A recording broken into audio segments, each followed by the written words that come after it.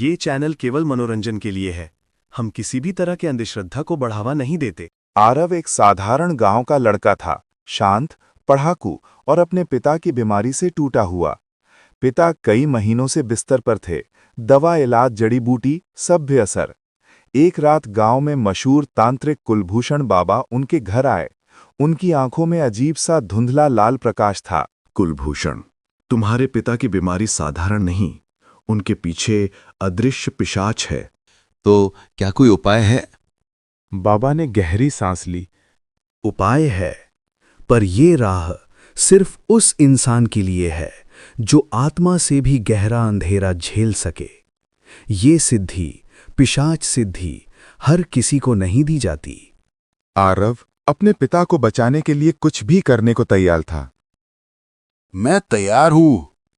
बाबा की आंखें चमकी। ठीक है, कल रात अमावस्या को जंगल के उस भाग में मिलना जहां पुराने पत्थर के खंडार हैं। पर ध्यान रखना, एक बार शुरू हुई विधि अधूरी नहीं छोड़ी जाती। अधूरी छोड़ी तो पिशाच तुम्हारा नहीं रहेगा, तुम उसके हो जाओगे। रात काली थी, चांद कहीं भी नहीं। हवा में धुएं और मिट्टी की गंध थी। आरव तय जगह पहुंचा। कुलभूषण बाबा पहले से वहां खड़े थे, हाथ में काले धागों का थैला और लाल मिट्टी का कटोरा। बाबा ने जमीन पर एक बड़ा गोल चक्र बनाया। चारों दिशाओं में छोटे छोटे दीपक लगाए। एक बकरा बंधा हुआ था जिसकी आंखें डर से फट रही थीं। कुलभूषण, ये बलि नहीं है, ये प्रलोभन है। पिशाच बलि पर नहीं आता, वो डर पर आता है। वातावरण अचानक भारी हो गया। बाबा ने मंत्र शुरू किए। ओम नमः काल पिशाचे रुद्र भुके भस्मी भव। आसमान में काले बादल जमा होने लगे। आरव के शरीर पर झुर्रियां दौड़ गईं। अचानक दीपक एक एक कर बुझने लगे। पहले दक्षिण दिशा का, फिर पश्चिम, फिर पूर्व। टप टप टप। किसी के नंगे पैरों की ध्वनि हवा में गूंज उठी, पर उन पैरों का धरती से कोई स्पर्श नहीं था। बाबा चिल्लाए, वह आ गया है। आरव, चक्र से बाहर मत जाना। एक ठंडी हवा आरव के कान से गुजरी, जैसे किसी ने फुसफुसाया हो। तुमने मुझे बुलाया, क्यों? आरव ने सांस रोक ली। फिर हवा बिल्कुल शांत हो गई। बाबा बोले, वो तुम्हारे चारों ओर है, अब सिद्धि शुरू होगी। अचानक जमीन हिलने लगी और एक लंबी काली परछाई उठी।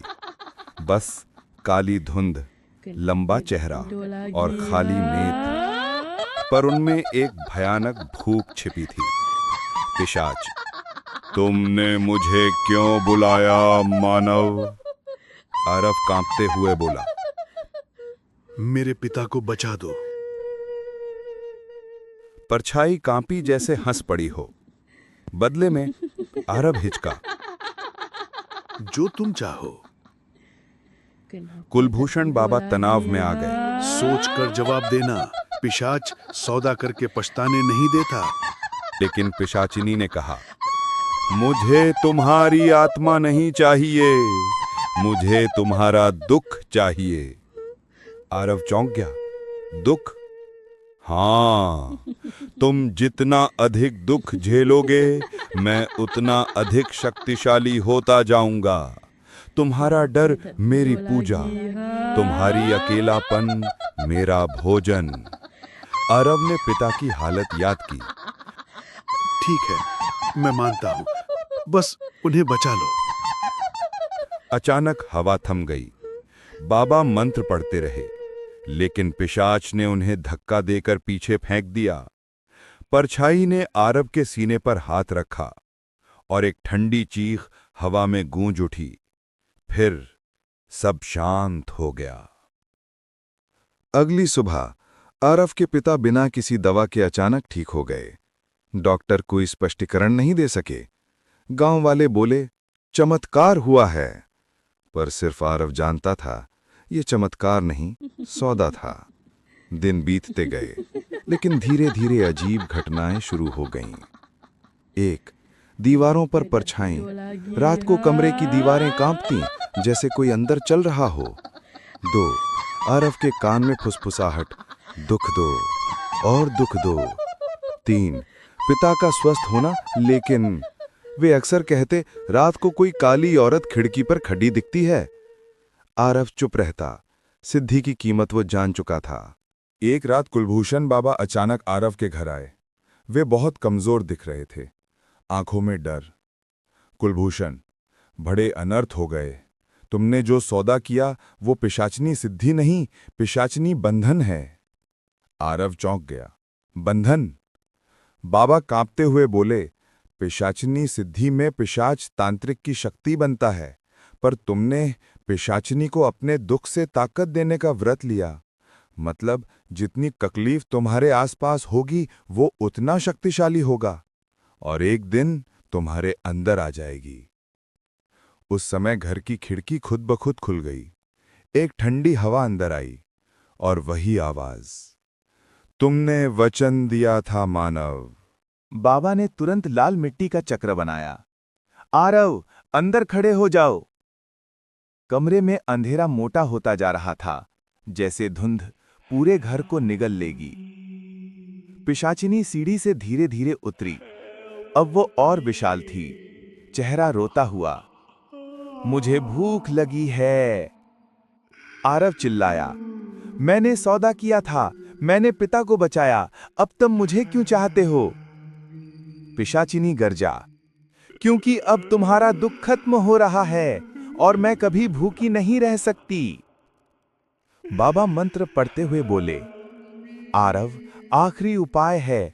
पिशाचिनी को वही देना होगा जिसकी उसे भूख है। तुम्हारा दुख, पर किसी और रूप में। तुम्हें वो स्वीकार करना होगा जिसे तुम कभी स्वीकार नहीं करना चाहते। आरव समझ गया और अपने सबसे गहरे, सबसे पुराने दर्द को बाहर निकाल दिया।